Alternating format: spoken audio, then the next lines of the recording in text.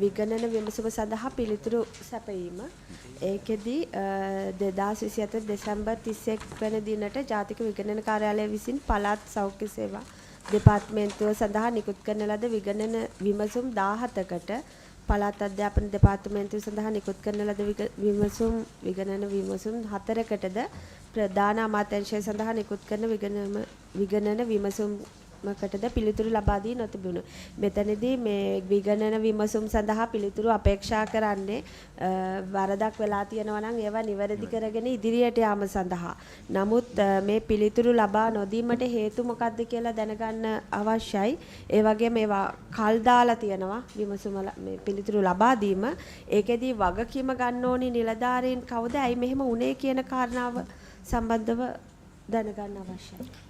ගරු සභාපතිතුමනි දැන් හැම වර්ෂයකම සාමාන්‍යයෙන් දිගටම අපිට විගණන විමසුම් එනවා එක එක අමාත්‍යාංශ වලට දෙපාර්තමේන්තු වලට. ඒකට විගණන කාර්යාලයෙන් අපිට ඒකට දින වකවානු සඳහන් කරනවා අහවල් දිනට ඉස්සලා පිළිතුරු එවන්න. ඒකට අපි සාමාන්‍යයෙන් හැම අමාත්‍යාංශයකම දෙපාර්තමේන්තුවකම මේ ආදාළ පිළිතුරු යවනවා.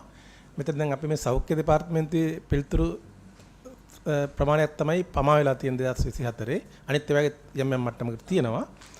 දැන් අපි හොයලා බලපුවාම තේරෙන්නේ දැන් මේ විගණන විමසුම් සඳහා පිළිතුරු සැපීමේදී බොහෝ වෙලාවට වෛද්‍යවරුන්ම මේකට සම්බන්ධ වෙනවා. බොහෝ වෙලාවට මේ තාක්ෂණික කරුණු වගේ දේවල් තමයි මේ ඒවා එක තියෙන්නේ.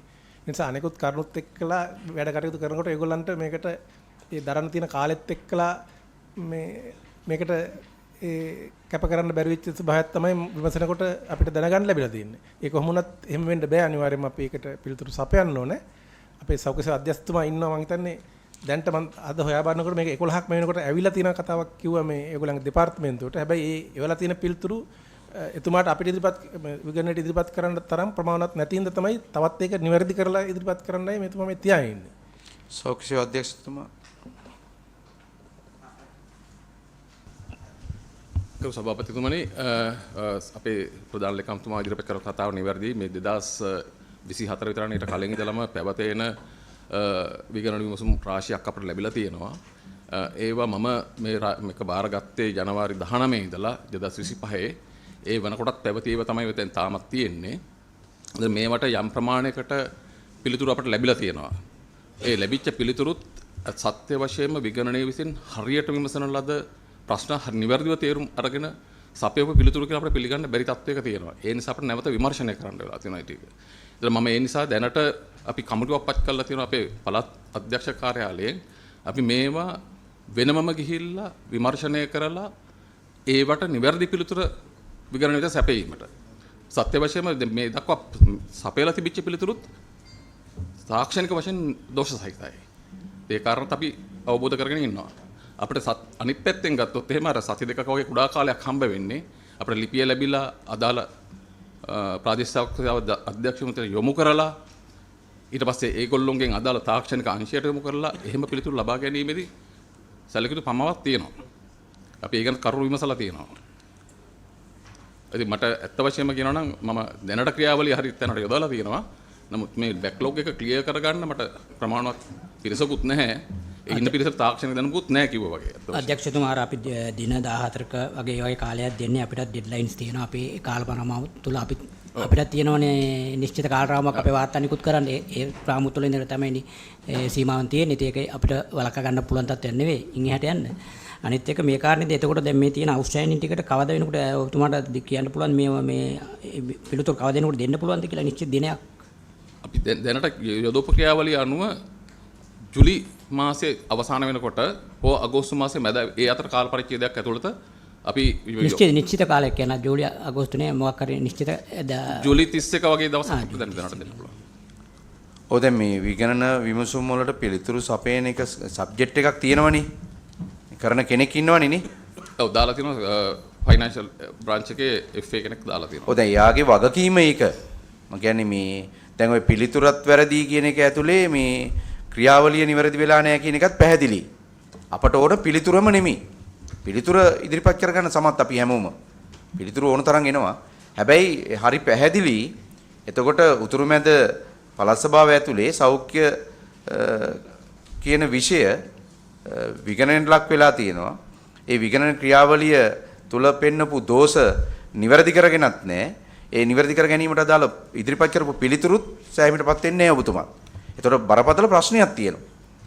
ඒක දැන් දිගටම පුරුදු වෙලා තියෙනවා මේ ආයතන වලින් පිළිතුරු සපයනවා. ප්‍රායෝගිකව මේක නිවැරදි කරගන්න මැදිහත් වෙන්නේ නැහැ කියන එක. ඒතකොට සෞඛ්‍යකේදී මේක හොඳටම පැහැදිලි වෙනවා ඔබතුමාගේ ප්‍රකාශෙත් එක්ක ඉදිරිපත් කරපු පිළිතුරුත් තාක්ෂණික වශයෙන් පිළිගන්න බෑ කියන එක තමයි කියවෙන්නේ. ඒතකොට කර සභාපතිතුමනි එතකොට ප්‍රධාන ලේකම්තුමාට පැහැදිලි කිරීමක් කරන්න පුළුවන් මේ කාරණා විගණන කළමනා කමිටුවේ රැස්වීමේදී සාකච්ඡාට භාජනය වෙන්නේ නැද්ද මේ විගණන විසඳුමට පිළිතුරු නොදීම? සාකච්ඡා වෙනවා. ඇත්තටම දැන් මේ අවුරුද්දේ අපි දැන් එහෙම රැස්වීම් දෙකක් තිබා කාර්ය දෙකටම. ඒ දෙකේම අපි සාකච්ඡා කරා. මේ කාරණේදී මම ඔබතුමාගේ අවධානය යොමු කරනවා මේ විගණන කහ කළමනා කමිටු රැස්වීමේදී මේ වාර්තාවේ අපේ දීලා තියෙන වාර්තාවේ 4.1 4.2 4.3 4.4 4.5 4.6 ඡේදවල සාකච්ඡාවට භාජනය වෙලා තියෙනවා ඉදිකිරීම සම්බන්ධ ඒ කොන්ත්‍රාත්වල ප්‍රශ්න ටික. ඒ ප්‍රශ්න සම්බන්ධයෙන් ඉදිරි පියවර ගැනීම සඳහා විගණන කළමනාකරණ කමිටුවේ තීන්දුව අරගෙන රාජ්‍ය පරිපාලන අමාත්‍යාංශයේ අදාළ අංශ වලට වාර්තා කිරීමේ තීන්දුව අරගෙන තියෙනවා. හැබැයි තීන්දුව ගත්තට අද වෙනකන් ක්‍රියාත්මක වෙලා නැහැ. හැබැයි මේක අවසාන වශයෙන් වෙලා තියෙන මේවා රැස්වීම විතරයි. ඒවට ඇක්ෂන් ගන්න නැහැ. විගණන කළමනාකරණ රැස්වීමේ තීන්දුව අරගෙන තියෙද්දි ඒ තීන්දුව ක්‍රියාත්මක වෙලා නැහැ මේ සමස්තය වෙනුවෙන්ම. ඒක බරපතල තත්ත්වයක්. මේකෙන් බලාපොරොත්තු වෙන්නේ අපි මේ තවත් රැස්වීමක්වත් විගණනවල පිළිතුරු දීමක්වත් නෙවෙයි මේ තියෙන ක්‍රමවේදය තුළ මේ හැදිලා තියෙන මේ යාන්ත්‍රණ හදලා තියෙන්නේ තියෙන තත්ත්වයන් නිවැරදි කරගෙන වඩා හොඳ කාර්යසාධනයකට යන්න ආයතන. ඉතින් මේක මීටින් එකක් කියලා ඒ මීටින් එක තිබ්බා කියන තැනින් ඉවර වෙලා තීරණයක් ගත්තා කියලා ඒ තීරණය එතනින් ඉවර වෙනවා නම් මේක අපිට අර සාර්ථකත්වය ලබන්න බැරි වෙනවා. ඒ නිසා කරුණාකරලා මේ ගන්න තීරණ වහාම ඒ ක්‍රියාත්මක කරන තත්ත්වයට මේක පත් කරගන්න අවශ්‍ය මැදිහත් වීම කරලා ඒක කඩිනමින් කරගන්න වෙනවා. මේක ඇත්තටම ගත්තට පස්සේ මේ දැන් අපි රටක් විදියට අවධානය යොමු කරන්න ඕන කාරණයක්. අපි දැන් 2026ට සූදානම් වෙන්න බැරි වෙලා තියෙනවනේ මේක. දැන් මේ 22 23 2022 23 තමයි තවම මේ විගණන වාර්තා අපි සාකච්ඡා කරන්නේ. ඒතර 24 තියෙනවා. දැන් මේ 25 6 වෙනි මාසේ. එතකොට මේ රටක් විදියට අපි මුණ දෙන දැවැන්ත අර්බුදයක්.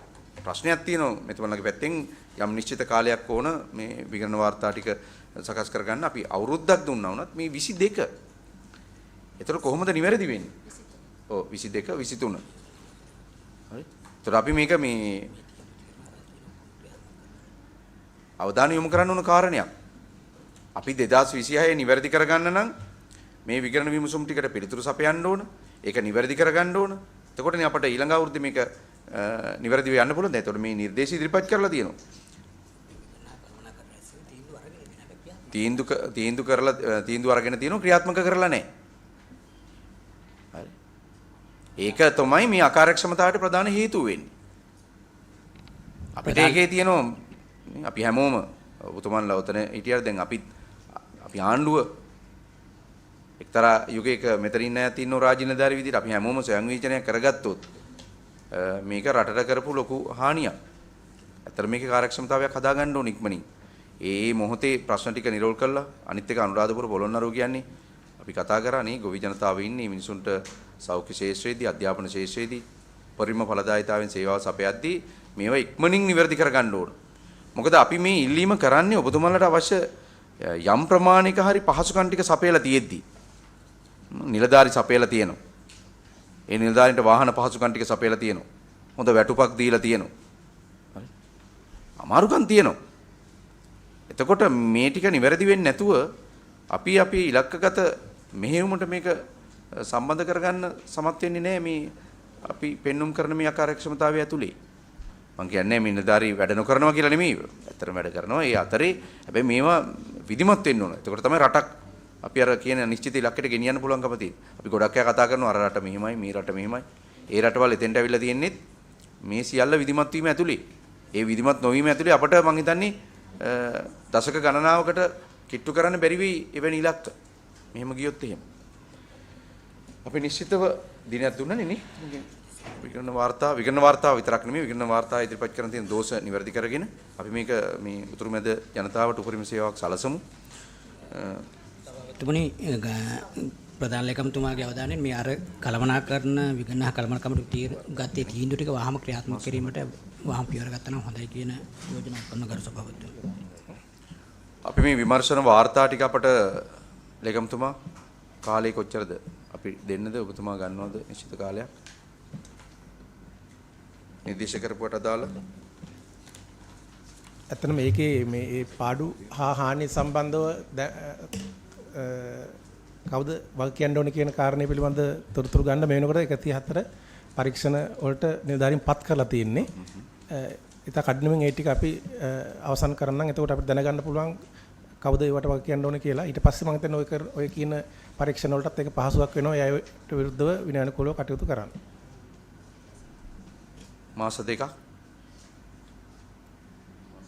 මාස දෙකක් ඇතුළත ප්‍රමාණවත්. ඒක අපේ එක අමාත්‍යංශ වලින් තමයි පත් කරලා තියෙන්නේ. මම ඒගොල්ලන්ට කියලා මම කරගන්නම්. අපි මාස දෙකකින් අපි වාර්තා ගමු. අපි අර පළාත් සභාව ගත්තාම ලොකු පුරප්පාඩු සංඛ්‍යාවක් තියෙනවා. මේ දැන් ඔය මේ කාලේ අපේ ක්‍රියාත්මක වෙන මේ ව්‍යාපෘති ගත්තාම ඒ වගේ හැම එකම ඔය තාක්ෂණික ඇගයුම් කමිටු වල ඉන්නෙත් මේ මෙවට දාන කට්ටියම තමයි. එතකොට අර ටිකක් අර යම් කිසි කාලයක් ගත වෙනවා. ඒක පවරපුවාම සමහර ගණකාධිකාරයෝ ඉන්නවා වැඩ තුම්පලක වැඩ බලන. ඒක වැරදි ඇත්තටම. නමුත් අපේ කට්ටිය නැති හින්දා අපේ අය එහෙම වැඩ කරන පරිග්ගන්න නැතුව සමහර ගණකාධිකාර තුනක් ගන්න බෑ වගේ. එතකොට මේ වගේ දෙයක් දුන්නාම අමතර දෙයක් යම් කිසි අපි හිතනට වඩා කාලයක් යනවා. මම උපරිම වශයෙන් උත්සාහ කරන්නම් මාස දෙකක් ඇතුළත 104 පරීක්ෂණ ටික අවසන් කරන්න. හොඳයි බොහොම ස්තුතියි. අධ්‍යාපනයට අදාළව 11 වෙනි පිටුවේ 4 2017 වර්ෂය තුලදී පළුගස්දමන මහාවිද්‍යාලය සඳහා ශ්‍රවණාගාරයක් ඉදිකිරීම වෙනුවෙන් ගිවිසුම්ගත වටිනාකම රුපියල් මිලියන 542ක් වූ මුදලකට ඉදිකිරීම සමාගමක් සමග ගිවිසුම්ගත වී රුපියල් මිලියන 100ක් අත්තිකාරම් මුදලක් කොන්ත්‍රාත්කරුට ලබා දී තිබූ නමුත් ආරම්භක අවස්ථාවේදීම ඉදිකිරීම නවතා ව්‍යාපෘතිය තැහැර දමා තිබුණි.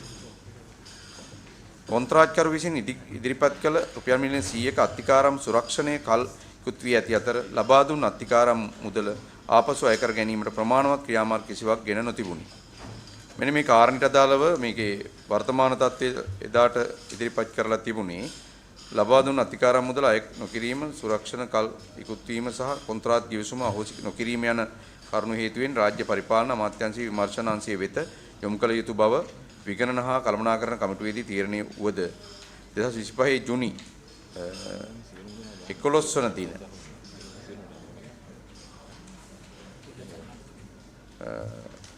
වන විටත් එම අමාත්‍යාංශය වෙත දන්වා නොතිබුණි.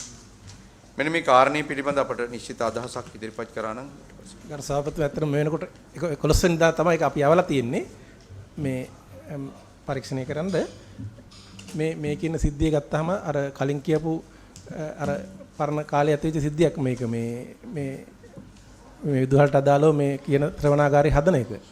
එතකොට මේක ඇත්තට මේ වෙනකොටත් ගරු අපේ ආණ්ඩුකාරතුමාගේ උපදෙස් පරිදි අපි වෙනම කමිටුවක් පත් කරලා තියෙනවා. මේකටයි තවත් කීපයක් තියෙනවා මේ විදිහට අපිට निराකරණය කරගන්න බැරි ව්‍යාපෘති කීපයක්. මේ කමිටුවේ ඒ විද්වත් මණ්ඩලයක් පත් කරලා තියෙන එකට හැම අංශයක්ම නියෝජනය වෙන විදිහට ඒගොල්ලන්ගෙන් ලැබෙන නිර්දේශات එක්කලා ඉස්සරහට මොකද්ද මේකට කරන්න කියන කාරණේ ගැන අදහසක් ගන්න තමයි අපි පත් කරලා තියෙන්නේ. ඉතින් කඩමින් ඒක වார்த்தාව අපිට හම්බ වෙනවා. දැන් මාස එකමාරක් විතර පත් කරලා ඒක ලැබුණාම ඉදිරි කටයුතු කරනවා. හැබැයි මේ කියන කාරණේ ගත්තාම මේක අපි දැන් දන්න විදිහට අනිකුත් ව්‍යාපෘති වලට සාපේක්ෂව මේක නම් අපිට ඉස්සරහට යන්නම පුළුවන් තියෙන ස්වභාවයක් නෑ. බොහොම අඩු සිසුන් පිරිසක් ඉන්න පාසලක් ලොකු විශාල ගොඩනැගිල්ලක් හදන්න වැඩ ආරම්භ කරලා තියෙන්නේ. එතකොට ඒක ආය හැදුවට මම අපි විශ්වාස කරන විදිහට එකෙන් ප්‍රයෝජනයක් ගන්න පුළුවන් තත්ත්වයක් නෑ ලොකු මුදලක් වේදම් කරලා. ගරු සභාපතිතුමනි මෙම ඉදිකිරීම සම්බන්ධව කොන්ත්‍රාත් සමාගම සමග ගිවිසුම් ගත වෙන්නේ කුමන පාර්ශ්වයේද කියලා දැනගන්න පුළුවන්ද? ප්‍රධාන අමාත්‍යාංශයෙන් තමයි ප්‍රධාන අමාත්‍යාංශයට තමයි පාසල් විෂය තියෙන්නේ. ඒතර ප්‍රධාන අමාත්‍යාංශයෙන් තමයි ගිවිසුම් ගත වීම කටයුතු සිද්ධ වෙන්නේ. ගරු සභාපතිතුමනි පළාත් සභාවේ ඉංජිනේරු වංශයක් තියෙනවද කියලා දැනගන්න පුළුවන්ද මට? පළාත් සභාවේ තියෙනවා නියෝජ්‍ය ප්‍රධාන ලේකම් ඉංජිනේරු කෙනෙක් යටතේ ඉංජිනේරු වංශයක් ක්‍රියාත්මක වෙනවා. පළාත් සභාවේ ඉංජිනේරු වංශයක් තිබෙද්දී ගරු සභාපතිතුමනි අධ්‍යාපන ලේකම්වරයා විසින් හෝ ඒ සම්බන්ධ පිරිස් විසින් මේ ගිවිසුමකට සම්බන්ධ වීම සුදුසුද කියන ප්‍රශ්නය මට මූලිකව හැඟෙනවා. අධ්‍යාපන දෙපාර්තමේන්තුවට වෙනම ඉංජිනේරු අංශයක් තියෙනවා. එතන වෙනම ඉංජිනේර්ස්ලා සහ කාර්මික නිලධාරීන් විශාල පිරිමක් ඉන්නවා. හැබැයි මෑතකදී අපි ඒක වෙනස් කරන්න කටයුතු කරා. ඒ ටිකත් අපි නැවත පළාත් ඉංජිනේරුකෙම ක්‍රියාත්මක වෙන විදිහට යම් කිසි වෙනස්කමක් පහුගිය කාලේ කළා. හැබැයි මෙතෙක් තිබුණා අපිට එතන ඉංජිනේරු මහත්තුරුත් ඉන්නවා, තාක්ෂණ නිලධාරීත් ඉන්නවා වෙනම අංශයක් විදිහට. ඒ කියන්නේ විශාල ඉදිකිරීම් ප්‍රමාණයක් වෙනවා මේ අධ්‍යාපන ක්ෂේත්‍රයේ. ගරු සභාපතිතුමනි මෙතන පළාත් ඉංජිනේරු කවුද ඉන්නේ?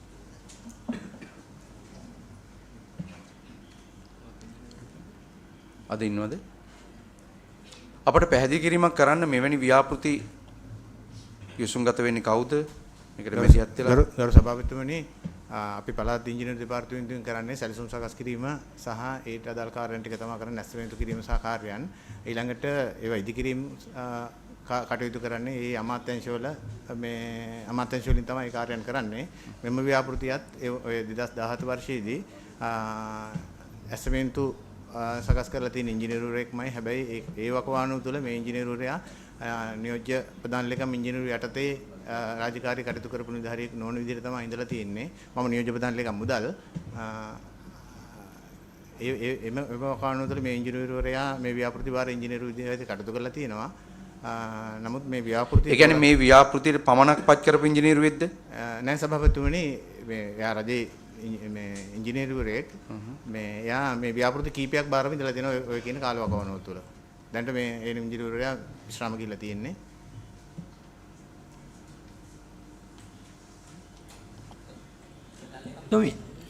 ලේකම්තුමා පොඩ්ඩක් පැහැදිලි කිරීමක් කරන්න දෙන්න පළාත් ඉංජිනේරු එක තියෙනවනේ ඒ සමස්ත පළාතෙම කියන ඉදිකිරීම වලට සම්බන්ධ කාර්ය සම්බන්ධීකරණය කරන්නේ පළාත් ඉංජිනේරු එකෙන් නෙවෙයිද නෑ පළාත් ඉංජිනේරුවකට ඒ බලය තියෙනවා. නමුත් අපිට වෙනම නෑ අර ප්‍රතිපාදනයේ ඉඩ කඩක් තියෙනවා. දැන් අධ්‍යාපනයේ වෙනම ඉංජිනේරින් එකක් ඒකට ප්‍රතිපාදන තියෙනවා. ඒගොල්ලන්ට හොයාගන්න තියෙනවා. මොකද ඒගොල්ලන්ගේ කාර්ය සාධනය සම්බන්ධ සියලු ලිපිගොනු තියෙන්නේ ඒ අංශේ. ඒක පළාත් ඉංජිනේරු එක හරහා අධීක්ෂණයක් මොකක් හරි යාන්ත්‍රණයක් තියෙනවද? ඔව් එහෙම තියෙනවා. දැන් මේ ව්‍යාපෘති ඔක්කොම ෆේල් වෙලානේ තියෙන්නේ. දැන් ප්‍රශ්නේ තියෙන්නේ ඒකයි. සමස්ත මේ ගත්තම මේ තියෙන අපි මේකේ පෙන්වලා දීලා තියෙන සියලු ව්‍යාපෘති අසාර්ථකයි. සමහර ව්‍යාපෘති තියෙනවා එක අමාත්‍යාංශය ගත්තම කලින් ව්‍යාපෘතිය ෆේල් වෙලා තියෙද්දි ඒ අමාත්‍යාංශයට ඊළඟ ව්‍යාපෘතියත් ෆේල්. උදාහරණයක් විදිහට ගත්තම මේ සංචාරක අමාත්‍යාංශය වෙබ්සයිට් එකක් හදන්න කියලා එක ව්‍යාපෘතියක් කරනවා ඊළඟ සැරේ තව මිලියන ගණනක් වියදම් කළා. අර අධ්‍යක්ීම තියෙද්දි තව ඊට පස්සේ තියෙනවා යම් ව්‍යාපෘතියම. ඒ වගේම අමාත්‍යාංශය යටතේ මේක කොහොමද වෙන්නේ?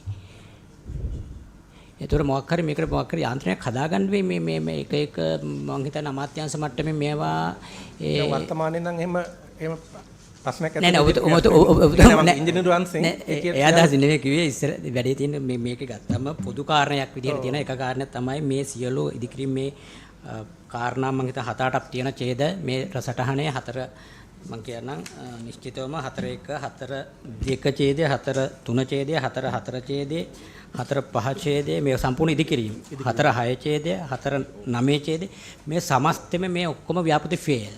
එතකොට මේ සඳහා දීලා තියෙන සුරක්ෂණ මොබිලයිස් ඇඩ්වාන්ස් වලට ගත්ත සුරක්ෂණ ඔක්කොම කල්ලිකුත් වෙලා මේක මේ පොදු කාරණයක් වෙලා තියෙනවා සමස්ත ඇඩ්වාන්ස් බෝන් එක ඔක්කොම එක්ස්පයර් වෙලා මේක අහම්බයක් නෙමෙයි මේක තමයි ක්‍රමේ කොහොමද වෙන්නේ කියන එක සමස්තෙම එතකොට මේවා ඇයි මේවා කෑෂ් කරගන්නේ නැතුව මේ කොන්ත්‍රාත් කරු ඇතැරලා ගියාම මේ කෑෂ් කරගන්නේ නැතුව මේ එක්ස්පයර් වෙනකම් බලා ඉන්නේ කවුද ඒ වක්කියුද නෙලා මේක හරිම මේ කොන්ත්‍රාත් කරු තාමත් අතහැරලා ගින්නේ නැහැ ඔය කියන ව්‍යාපෘති හැම එකම අපිට දැන් ඒගොල්ලෝ මේ ඉවත් කරගන්න බැරුවම ඉන්නේ දැන් තාමත් ඒගොල්ලෝ අතර බැඳීම් මේ දැන් අර කමිටුවෙන් අපි එහෙම වාර්තාවක් ගන්න බලාපොරොත්තු වෙනවා කොහොමද මේගොල්ලෝ ඉවත් කරගන්නේ කියන කාරණේ බලන්න. දැන් ඔය කියන එකෙත් තාමත් කොන්ත්‍රාත් ඒ වාර ඩිසයින් ඇන්ඩ් බිල් විදිහට තමයි දීලා තියෙන්නේ. සම්පූර්ණ ඉදිකිරීම අපි ඒකට යමුකෝ අධ්‍යාපන අමාත්‍යාංශ ලේකම්තුමන්. ඔව්. බාබතුමනි මේ හැම එකේම වගේ ඉස්සලා කොන්ත්‍රාත් අරගෙන තියෙනවා අරගෙන ඊට පස්සේ මුදල් ලැබුණ නැහැ කියන එකත් එක්ක මග අතහැරලා ගිහිල්ලා වගේ තමයි තියෙන්නේ. නමුත් සමහර ඒවා තියෙනවා අපේ අත්තිකාරම් වලින් මුදල් පියව ගත්ත කොටස් තියෙනවා. ඊළඟට දැන් බිල් ඉදිරිපත් කරලා නැති සමහර ඒවත් කියනවා. ඒතර මේ ආයතන වලට අපි දැනුම් දීලා තියෙනවා වරින් වර එයාලගෙන් අය වී යුතු මුදල් ගෙවන්න කියලා. නමුත් මේ අය සමහර වෙලාවට කියන්නේ අපිට අයින් වෙන්න අවශ්‍යතාවයක් නැහැ. අපි දිගට කරගෙන යන්න කැමතියි කියලා. නමුත් මේව කරගෙන යන්නත් බෑ. ඒ වගේ ටිකක් ගැටලු ගොඩක් තියෙන ඒවා තමයි. මේකට අදාළ මොන හරි නීතිමය ක්‍රියාමාර්ග අරගෙන තියෙනවද ඔබතුමාගේ පැත්තෙන්?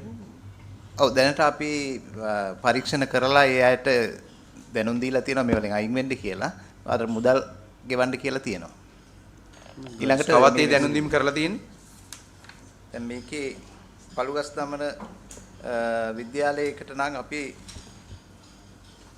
රුපියල් මිලියන 95ක් අරගෙන තියෙන මේ බිල්පත් වටිනාකම් වලින් 87ක් කොන්ත්‍රාත්කරු වෙත අත්තිකාරම් ගෙවලා තියෙන වලින් අය කරගෙන තියෙනවා.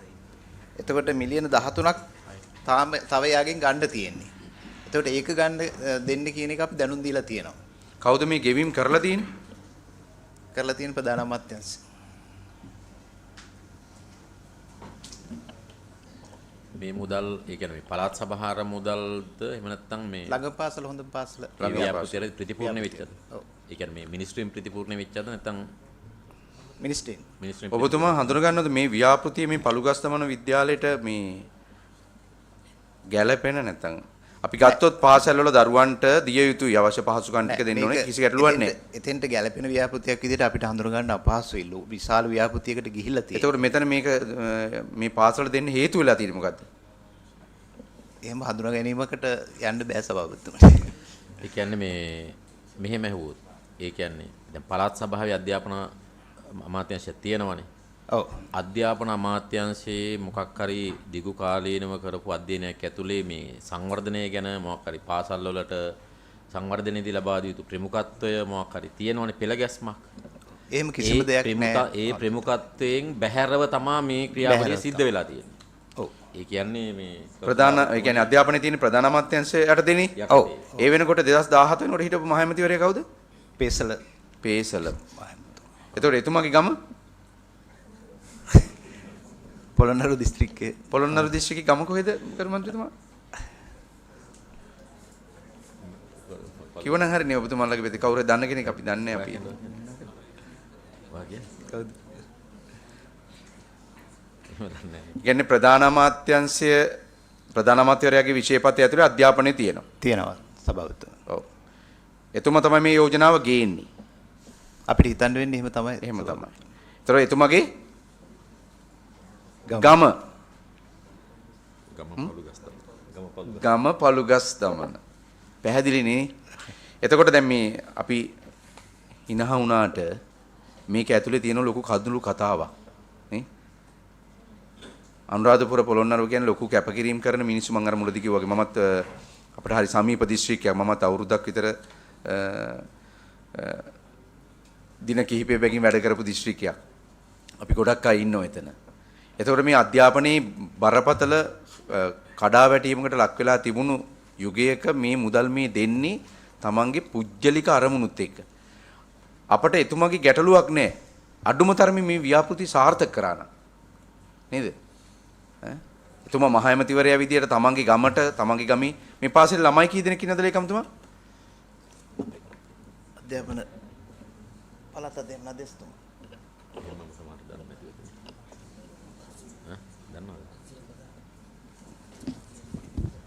ළමයි 500කට වගේ ආසන්න ප්‍රමාණයක්. ඔව්. ඔව් 400 ගණක් ඉන්නේ. ළමයි 400 ගණක්. ගරු සභාපතිතුමනි මිලියන 100ක් වියදම් කරපු මේ ගොඩනැගිලි ශ්‍රවණාගාරයේ තත්ත්වය තමයි සභාපතිතුමනි මේ අද තියෙන තත්ත්වය මේ ඊයේ දවසේ ගෙන්නගත්ත රූපරාම මේ වගේ ගොඩනැගිල්ලක් නැහැ ගරු සභාපතිතුමනි. කම්බි කූරු ටිකක් තියෙනවා, කොන්ක්‍රීට් ටිකක් තියෙනවා. මේ වල් වැදිලා තියෙන්නේ මේ සම්පූර්ණයෙන්ම. මමත් මේ උදේ හවස ගෙදර යන පාරේ මේ පාසල තියෙන්නේ මේ තත්ත්වය. මෙන්න මිලියන 100ක් ගරු සභාපතිතුමනි මේකට. මේ අද තත්ත්වය. මෙන් තියෙන තත්ත්වය කම්බි කූරු ටිකක් විතරයි. මට දැනගන්න පුළුවන්ද ගරු සභාපතිතුමනි කොන්ත්‍රාත්කරු කවුද කියලා? කොන්ත්‍රාත්කරු කවුද කියලා අපට තොරතුරක් දෙන්න පුළුවන්ද ලේකම්තුමා? සඳහන් වෙලා නැහැ. ඔඩිට් ටික. හැබැයි ඉතින් පළාත් සභාවට අදහසක් තියෙන්න ඕන මේ පිළිබඳව මේ අධ්‍යාපන ලේකම්තුමන්ට ඉංජිනේරු දෙපාර්තමේන්තුවට ඔරියන් කන්ස්ට්‍රක්ෂන් කියන ආයතන. තුමනි මේ ලේඛනයේ සඳහන් මේ මහමැතිවරයාගේ කාලය තුල බොහෝමයක් කොන්ත්‍රාත් ලබා දීලා තිබෙන්නේ ওই සමාගමට. ඒ නිසා යම් පුද්ගල ලැබියාවක් සහිතව මේක කරා කියලා හිතන්න පුළුවන්. ඒගොල්ලන්ට තමයි ගරු සභාපතිතුමනි PCC ගොඩනැගිල්ල ඇතුළුව බොහෝමයක් කොන්ත්‍රාක් එතුමාගේ පාලන කාලය තුලදී ලබා දීලා තිබෙනවා. ගරු සභාපතිතුමනි මේ අසාර්ථක කොන්ත්‍රාත් කර්මයකට නැවත කොන්ත්‍රාත් ලබා දීමට හේතුව දැනගන්න පුළුවන් වේද? හේතුව ලැබියව මොනවා දැන් නම් ඒගොල්ලන්ට දෙන්නයි එකම කාලේ තමයි ඔය කීප දෙනාට දීලා තියෙන්නේ. දැන් ඒගොල්ලෝ අපි අසාදු ලේඛන ගත කරලා. අසාදු ලේඛන ගත කරනවා. ඔව්. ගත කරලා තියෙනවා. ඔබතුමා මේ මුදල් අය කර ගැනීමක් කරා කිව්වේ මේ මිලියන 100න් කොටසක් අය කරගෙන තියෙනවද දැනට? ඔව්. මේකේ කොටසක් හදලා තියෙනවා කියන එක තමයි සඳහන් වෙලා තියෙන්නේ.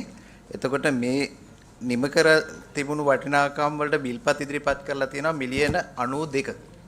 එතකොට මේ මිලියන 92 පිළිබඳව ඉංජිනේරු කණ්ඩායමක් දාලා ඒකේ ඇස්තමේන්තුවක් කරන් තියෙනවා.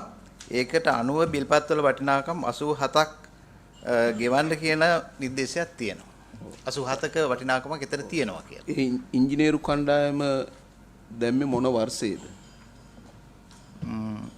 ඒක දාලා තියෙන 2021 වගේ. ගරු සභාපතිතුමනි මිලියන 21 වගේ මට මතක තියෙන මේකේ සටහන් වෙන්නේ නැහැ 21 වගේ. ඒතර ගරු මන්ත්‍රීතුමා 2017 ආරම්භ කරපු ව්‍යාපෘති ඉස්සරහට ක්‍රියාත්මක කරගන්න යන්නේ නැතුව 2021 ඉංජිනේරුවෝ සොයා බලලා මේකට ගෙවීම් කරන්න කියලා අනුමැතියක් දෙනවා. නෑ ඒක බිල්පත් වලින් අඩු කරගන්න කියලා. ඔය ඒක කියන්නේ ව්‍යාපෘති ඉස්සරහට යන්නේ නැතුව ඇයි ඉංජිනේරුවෝ බිල්පත් වලින් මුදල් අය කරගන්න මේ අවශ්‍ය කරන මැදිහත් වීම කරන්නේ? මම හිතන්නේ ඊළඟ කොටසට යන්න මේකේ දැන් අරයාගෙන් අයින් වෙන්න හෝ මොකක් හරි ක්‍රමවේදයක් තියෙන්න ඕනනේ. ඒ නිසා මේක තක්සේරු කරලා ගන්න නැති කියලා මම හිතන්නේ. අපිට දෙනවද තොරතුරක් ඉංජිනේරුවකින්? මේ ගරුට බවතුන වෙලා තියෙන්නේ. නමුත් ওই 2017 දී අත්තිකාරම කියලා තියෙනවානේ මිලියන 100ක්. ඒ අත්තිකාරම හිලව් කර ගැනීමක් තමයි ඔය වකවානුව වෙලා තියෙන්නේ. නැවත මුදලින් ගෙවීමක් වෙලා නැහැ. කොපමණ මුදලක්ද හිලව් කරගන්න කියන්නේ? කියන්නේ මේ වෙනකොට වැඩ නිම කරලා තියෙන කොච්චර ප්‍රමාණයකද? මිලියන 87යි. මිලියන 87ක වැඩ නිම කරා කියලා. ඔය වැඩවල වටිනාකම. ඔව්. ගරු සභාපතිතුමනි මේ මිලියන 87ක්. දැන් ඒ දාපු කණ්ඩායම් පිළිබඳවත් අපිට හොයන්න වෙනවා මිලියන 87ක්. මෙතෙන්ද ඒ කියන්නේ නේද මිලියන 100ට ළඟයි. ඒ කියන්නේ විධිමත් ඒ කියන්නේ මේ ඉංජිනේරු ඒ කියන්නේ පළාත් සභාවේ ඔබතුමන්ලා යටතේ ඉන්න ඉංජිනේරු මහතුරු විසින්ද මේ පරීක්ෂණය කරේ කමිටුවක් පත් කරලාද කමිටුවක නිර්දේශයක් තමයි ක්‍රියාත්මක කරලා තියෙන්නේ. ඒ කමිටුව ඒ කියන්නේ නිර්දේශ වෙන්නේ ඒ තත්ත්වය ඇතුළේනේ. ඒවකට ඒ පාලන ව්‍යුහය ඇතුළේනේ. නෑ පාලන ඒ වෙනස් වෙලා නේද? නෑ මම කියන්නේ ඒ කාල සීමාව ඇතුලේ නියෝක නිර්දේශ වෙන්නේ. කමිටුව පත් කරනවා ඇත්තේ. දැන් මේක 2017 නේ ගිහිල්ලා තියෙන්නේ. ඊට පස්සේ තමයි මේක අර කමිටුව දාලා කියලා තියෙන්නේ. ඔබතුමාගෙන් අහන්නේ දැන් ওই මිලියන 87 ගෙවන්න මේ කමිටුව නිර්දේශ කරනවනේ. ගෙවන්න නෙමෙයි. අත්තිකාරම් දීලා තියෙන මිලියන 100න් මේක අඩු කරා. අඩු කරන්න. ඒ කියන්නේ මිලියන 87ක වැඩ වෙලා තියෙනවා කියන එක. ඔව්. මේක අනුමත කරේ කවුද? ඒ එවකට හිටපු අමාත්‍යංශයෙන් ඒක කවුද නිලධාරියා?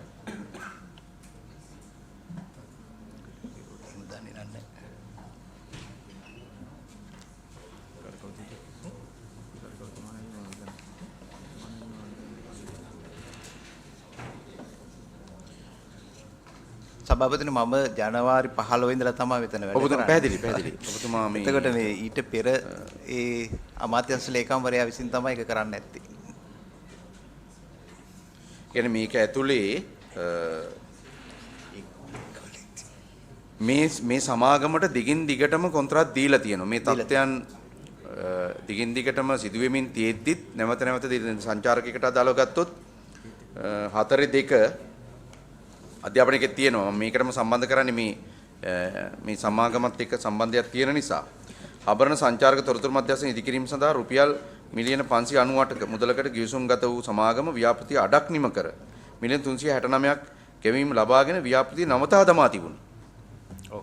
මුදල් ආපහු දිගටම ලැබුණ නැහැ කියලා නැවතුවා කියලා තමයි ඒ අය එතකොට මේ වෙනකොට රටේ ආර්ථික අර්බුදයක් ඇති වෙලත් නැහැ, කොරෝනා ඇවිල්ලත් නැහැ. එතකොට මේ හරි පැහැදිලි මේ මහා ඇමතිවරයාගේ ගජමිතුරෙකුට දීලා මේ මුදල් ටික ව්‍යාපෘති ආරම්භ කළා, ව්‍යාපෘති අතරමඟ දාලා යනවා ලොකු මුදලක් සාක්කුවේ දාගෙන. එතකොට මේවට දැන් මේ විගණන වාර්තා ඇවිල්ලා ක්‍රියාමාර්ග අරගෙන නැහැ. මම කියන්නේ මේවා මේක මීට එහාට ගෙනියන්න ඕන කාරණා.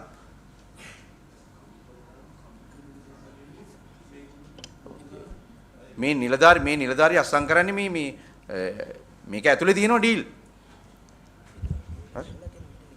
සභාපතිතුමනි ඊට පස්සේ මේ දිගින් දිගටම ගෙවීම් කරලා තියෙනවා. ඔව් සභාපතිතුමනි මම පොදු කාරණයක් විදිහට අපිට මේ වගේ කාරණාවන් වලදී නිරීක්ෂණය වෙන දේ තමයි මේ වගේ කොන්ත්‍රාත් දීලා තියෙනවා, ඇඩ්වාන්ස් එක පේ කරලා තියෙනවා, ඊට පස්සේ වැඩ ඉවර වෙලා නැහැ. ඊගාව කාරණේ තමයි පර්ෆෝමන්ස් බොන්ඩ් එක යල් පැනලා ඒක කරගෙන නැහැ. ඊට පස්සේ අතරමැද්දේදී එන දේ තමයි ආබිට්‍රේෂන්. හරි ඒ වගේ කාරණාත් මේකත් එක්ක මැදිහත් වෙනවා. වෙන දේ තමයි ඊට පස්සේ කියනවා හරි ආ වැඩ කරපු ඒවට ඇඩ්වාන්ස් එකෙන් හිලව් කරගන්න කියලා. මේ සමහර කාරණාවලදී මතුවලා එනවා ඒ පේ කරන දවස වෙනකන් ඉන්ට්‍රස්ට් එකක් සමහර වෙලාවට ඉල්ලනවා.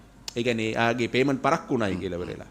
ඉතින් අර එහෙම ක්‍රමයක් තියෙනවා. ඉතින් මෙතන මූලිකම කාරණේ තමයි ඇඩ්වාන්ස් එකෙන් එයා වැඩ කරපේවට ගෙවන එක.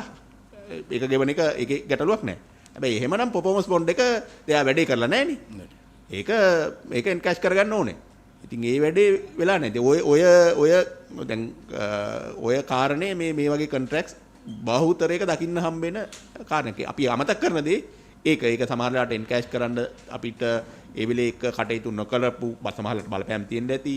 කටයුතු නොකරපු නිලධාරි කණ්ඩායමක් හරි ඉන්නවනේ. ඒක කණ්ඩායම් වලින් පැහැදිලිව මේක මුදල් රෙගුලාසි යටතේ ගිහලා අය කරන්න ඕනේ එහෙම.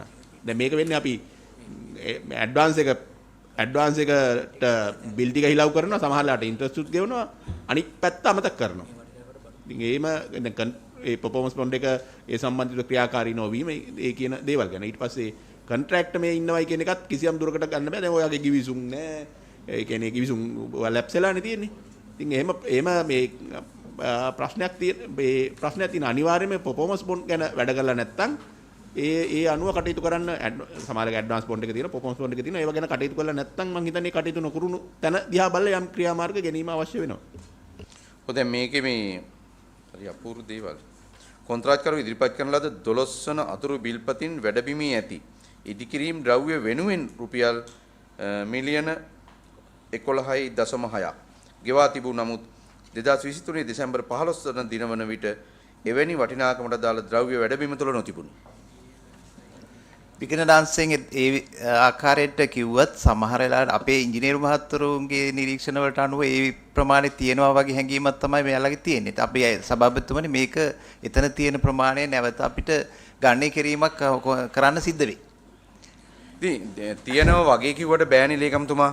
ඒ ඉංජිනේරුවන්ට නිශ්චිත අදහසක් තියෙන්න ඕනේ. ඒ ගෙවපු මුදලට සාපේක්ෂව භාණ්ඩවල වටිනාකම තියෙනවද නැද්ද කියලා නිල එකක් ඕන. ඔව්. ඒක නොලැබුණු නිසා තමයි විගණනෙන් මේක එන්නේ. ඔව් සභාපති. ඒතකොට මේ නිලධාරීන් මෙයාලමනේ මේවට ගෙවන්න අනුමත කරන්නේත් මේ ව්‍යාපෘති අනුමත කරන නිලධාරීන් තමයි මේ ඇවිල්ලා දැන් කියන්නේ අපට මේ එහෙම එකක් පෙන්눔 කරන්නේ තියෙනවා වගේ කියලා කිව්වට අපිට මේක පිළිගන්න බෑ. ඔබතුමා මේ අලුතාපු කෙනෙක් ඒක සම්බන්ධයෙන් අපිට කිසි විවාදයක් නැහැ. අදහසක් තියෙනවා. අපට ඕන මේක නිවැරදි කරගන්න. මේවා පිළිබඳව අදාළ නිලධාරීන් කවුද කියන එක ගැන මුර 104 සිද්ධ වෙලා තිබුණේ නැහැ සභාපතිතුමනි. අපි ඒ සියල්ලටම මුර 104 දැන් පරීක්ෂණ කරගෙන යනවා. අපේ ප්‍රධාන ලේකම්තුමා කිව්ව විදිහට ජූලි 31 වෙනකොට අපිට පුළුවන් වෙයි මේකට අදාළ නිලධාරීන් ටිකත් හඳුනගෙන දැනුවත් කරන්න.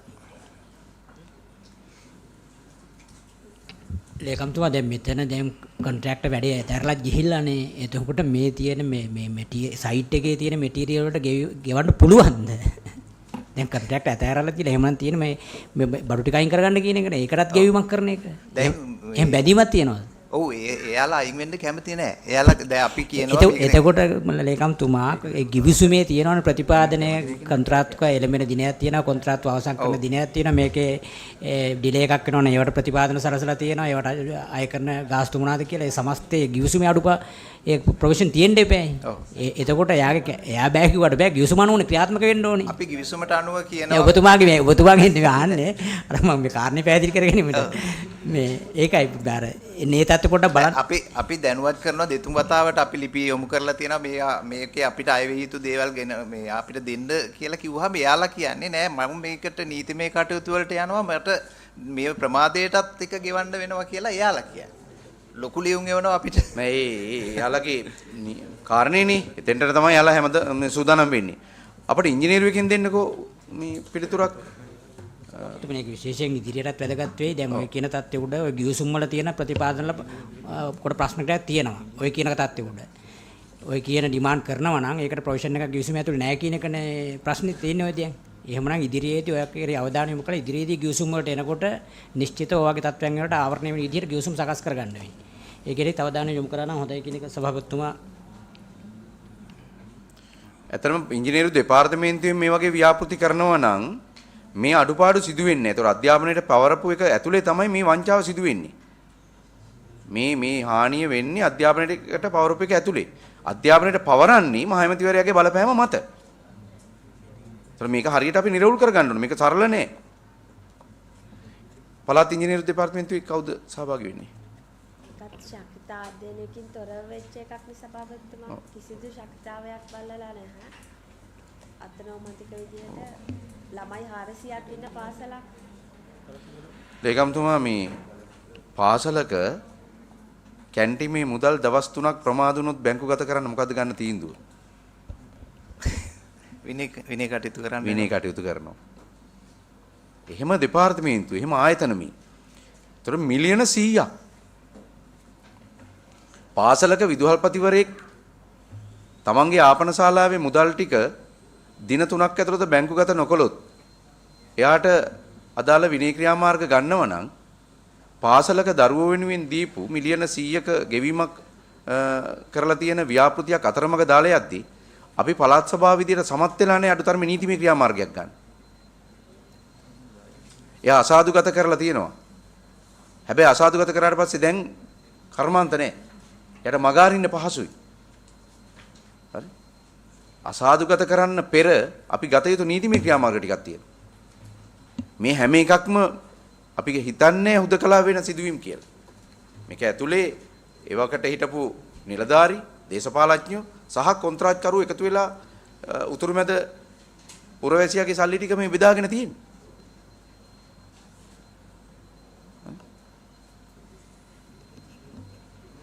මේකට අදාළව මේ අදාළ නිලධාරි මේකට මැදිහත් වෙච්ච නිලධාරීන් සම්බන්ධයෙන් විමර්ශනයක් කරන්න කියලා අපි නිර්දේශ කරනවා.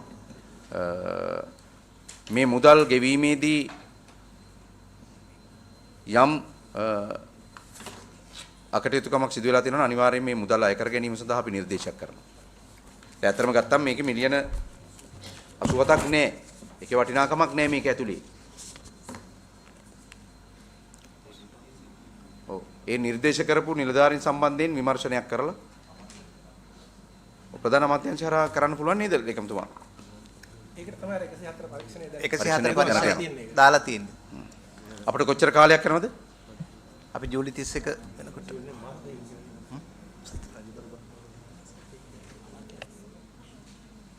ගොඩක් තියෙනවා.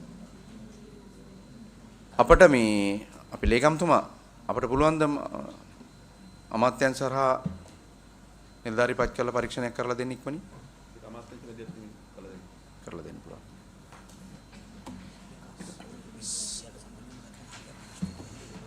මේ වගේ ගරු සභාපතිතුමනි මේ අපිට සති 3ක් වගේ ඇතුළත පරීක්ෂණයක් කළ වාර්තාවක් දෙන්න පුළුවන්ද? නිශ්චිතයිනේ මේ අපරාධ ස්ථානීය අපරාධ. සියලු ලිපි ලේඛන තියෙනවා. ස්ථානයේ තියෙනවා. සති 3ක කරන්න උත්සාහ කරන්න. ඔව්. කිසියම් ගැටලුවක් නැත්නම් අපි වාර්තා කරන්න. ගරු සභාපතිතුමනි මේ පොළොන්නරුවේ ඉදිවෙච්ච බොහෝමයක් ගොඩනැගිලි ඔය අතරමඟ නතර කරත් කොන්ත්‍රාත්කරුවා එයින් ඉවත් වෙන්න අකමැති වෙන්න මූලික හේතුවක් තමයි ඒ කොන්ත්‍රාත් එක පටන් ගන්න කලින් ගරු සභාපතිතුමනි අමාත්‍යවරයා තමන්ගේ කොටස කොන්ත්‍රාත්වරයාගෙන් අරගෙන අවසానයි ගරු සභාපතිතුමනි. එයාගේ කොටස දුන්නාට පස්සේ තමයි ආත්සන් කරන්නේ. මම වැරදි නම් ඔබතුමල්ලා කියන්න නෑ එහෙම නෙමෙයි. ඒ කියන්නේ අපේ ගම්වල තිබුණ පැරණි සම්ප්‍රදායක් වැඩිහිටියෝ කෑමට පෙර පින් විඩක් තියෙනවා. නේ? ඔකට කියන්නේ පින් විඩ කියලා ගමි. බත් එක අතට අරගෙන අනලා කොටසක් තියෙනවා සතුන්ට. ඒ කියන්නේ මේ උතුරු මැද කොන්ත්‍රාත් එකේ කොටස තමයි ඔය ගිහිල්ලා තියෙන්නේ. ඊළඟට වැඩ කරන්න සල්ලි නැතුනම කොන්ත්‍රාත්කරු අතරමඟ දාලා යනවා. මහයමති තමන්ගේ පින් විඩ ගත්තට පස්සේ උතුරු මැද දරු පැටවුන්ට මොකුත් නැහැ. නිසා මේවා මේ සම්බන්ධයෙන් අනිවාර්යෙන් අපරාධමය කාරණා විදියට සලකලා නීති ක්‍රියාත්මක කරන්න ඕන. අපිට වාර්තා ටික ඉදිරිපත් කරන්න. පින් පස්සේ එකට අදාළ ක්‍රියාමාර්ග ගන්න. ගොඩක් තියෙනවා. සභාවතුමා මේ දැන් අපි දැන් කතා කරපු දේවල් එක්ක ගත්තට පස්සේ ওই ව්‍යාපෘති වල ශක්්‍යතා අධ්‍යයනයක් නැතුව කරන ඒවා ප්‍රමුඛතාගත කරන්නේ නැතුව කරන ඒවා ඇතුලේ මහජන මුදල් බරපතල විදියට විනාශ වෙලා තියෙනවනේ. ඒකට අපිට එකක් දැන් මේ තියෙන එකට ක්‍රියාමාර්ග ගන්නවා වගේම දැන්ටවත් අධ්‍යාපනයකට සැලැස්මක් තියෙනවද මොනවා හරි ව්‍යාපෘති ටික ශක්්‍යතා අධ්‍යයනයක් ඇතුලේ කරන එකක් එහෙම නැත්නම් ප්‍රමුඛතාගත කරලා මෙන්න මේ ව්‍යාපෘතිය මෙතන කියලා අඳුනා ගන්න දැන් මේ අනවශ්‍ය තැන්වල මේව කරලා තියෙන අර පොළොන්නරුව නටබුන් වලට ප්‍රසිද්ධයි වගේ කරන එකත් ආයේ නටබුන් වෙලානේ තියෙන්නේ. ඒක නිසා මේක වළක්ව ගන්න ඔබතුමාලට දැන් මොකක් හරි සැලැස්මක් තියෙනවද මේ ලේකම්තුමා මොකක් හරි අමාත්‍යාංශ රාය ගැන අධීක්ෂණයක් සිද්ධ වෙනවද? ඉස්සරහට මේ වෙන එක වළක්ව ගන්න. ඇත්තටම අපි මේ ව්‍යාපෘතියක් කරනකොට ඒ සඳහා මුදල් කමිෂන් මුදල් ලබා ගන්නකොට ඒක ඉදිරිපත් කරලා තමයි ගන්න. දැන් මේ ඔය කියන ව්‍යාපෘතිය එහෙම වෙච්ච නෙමෙයි. දැනට ව්‍යාපෘති ක්‍රියාත්මක කරනකොට ඒකට අදාළව මුදල් කමිෂනත් එක්ක කතා කරලා ආයය දෙපාර්තමේන්තුව තියෙන ඒ සියලු ආයතනත් එක්ක සම්බන්ධලා තමයි කරන්නේ. එතකොට දැනට එහෙම දෙයක් වෙන්නේ නැහැ. දැන් ව්‍යාපෘති ක්‍රියාත්මක කරනකොට ඒ නියම ක්‍රමවේදයෙන් යනවා. සම්බන්ධීකරණ කමිටුව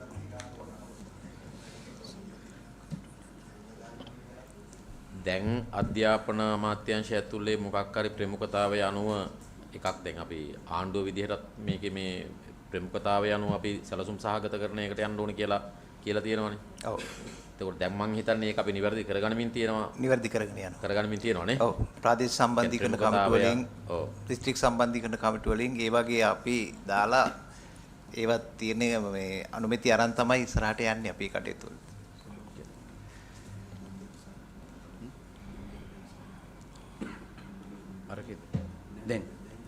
දැන් මේ ওই කොන්ත්‍රාත් වල මේ ගිවිසුම් අත්සන් කරද්දී කවුද පාර්ශ්වකරු වෙන්නේ? අපේ පැත්තෙන් පළාත් සභාව පැත්තෙන් ප්‍රධාන අමාත්‍යාංශය තමයි ළඟ පාසල හොඳ පාසල ව්‍යාපෘති වල පාර්ශ්වකරු වෙලා. දැන් වර්තමාන වෙනකොටත් එහෙම තමයි. ඉංජිනේරුවෙකුට කරන්න බැරිද? ඉංජිනේරුවෙකින් තමයි ඇස්තමේන්තු හදන්නේ. නමුත් අර ගිවිසුම් වලට ගිහිල්ලා ඉදිකිරීම කටයුතු සම්පූර්ණ වගකීම ගණන් දීමේ නිලධාරියා විදිහට අමාත්‍යාංශයට පැවරෙනවා.